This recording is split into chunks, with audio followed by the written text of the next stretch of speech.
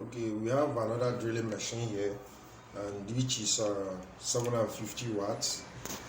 Is it 750 watts drilling machine?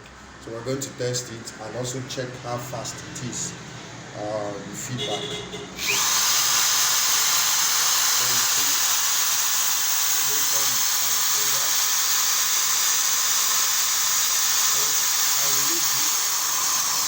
Is it very fast? You don't even know there is a change. I mean, from the meter. I want you to concentrate on the meter. So check, look at the reading on the meter. I power the drilling machine. See how fast the feedback is. So this is a test of various loads, and you can see that the waveform is still sinusoidal. So one thing about the system is that it's very cheap and affordable. I mean, the card, you can buy the card with the processor, or you buy field card. So this is a demo. This is our demo board. So you can come over to this place. You see that the company name. You see how the LCD is working. See how the LCD is working. You can see very soon the company name will come up. It will come up with the new saved name, which is Samsonic Inverter. We changed the C to K. You can see it has entered the memory. So another thing we are going to show you is how to do factory setting. So we are going to show you how to do factory setting. So you come over to this place. For you to do factory setting, that is, you want to return the inverter back to its default state. You first of all turn off the inverter. You hold the down button. Then you power the inverter. So check the screen. See factory reset. So we have cleared all the variables present in the inverter. So it's now back to the normal state. Then what we are going to do is we are going to set all the parameters that we want. So first of all, we enter calibration mode.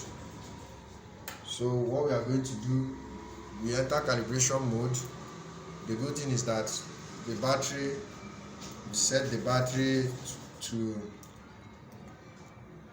the actual battery too low. We set it again.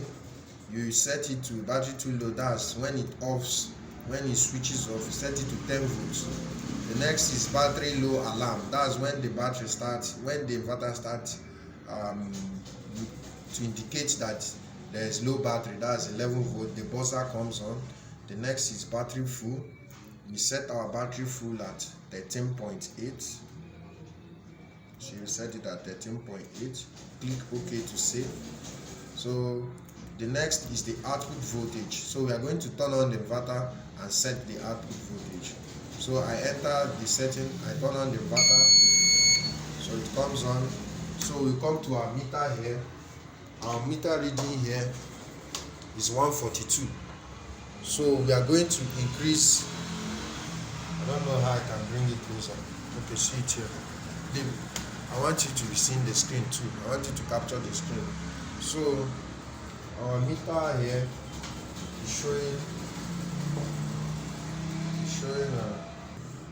our meter value is giving us 148.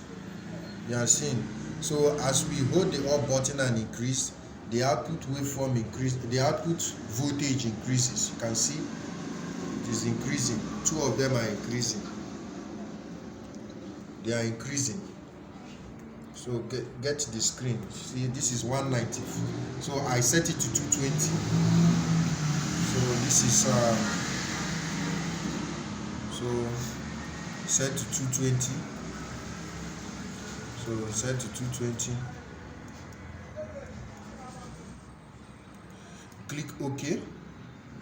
So what we are going to do, this output calculate is to make it to match what is on the meter. So you increase so that it matches what is on the meter. So we increase the output calculate till we get our desired value. So that is what we are doing. So when we get our desired output voltage, we save. So the good thing is that everything, there's no you are not using variable resistors or whatsoever. So we can still go back and increase the output voltage to get what we want, to get it to 220, and still go back and increase it. So click OK. So the average is very close. So the next thing we go to is load setup. So we are going to calibrate our load. So in doing load calibration, you use a known load. That's a load of a known value. You understand? To set your load so that it's going to give you accurate value. So we are going to on our fan. Our fan, we turn off the lighting point. So we know that our fan is 60 watts. Although there are some minor loads that are here. So we click OK. So we go to maximum load. So now to set maximum load, we press OK. So by default it's 500 watts. So and this is a 1000 watts inverter. So we're going to increase it to 1000 watts. So once it gets to 1000 watts, we save it. So this setting controls the maximum load, controls also the short circuit and the overload. So that is what we do. We set it to 1000 watts. Okay, click OK to save. Then you come to mains input. That's when you connect your mains to light. That's when you can do that. You get me? You connect to do mains input, mains setting. You have to connect your mains to electricity. That's NEPA or power source or whatever the name is. So the next setting we go is to charging current. By default is 8.6. We leave it at that. Eventually you want to increase, you increase from there. We come to company name. By default the company name is Samsonic Inver. I've already showed how to change the company name. So what we are going to do, we take the cursor to the last position, then we click OK twice to exit. So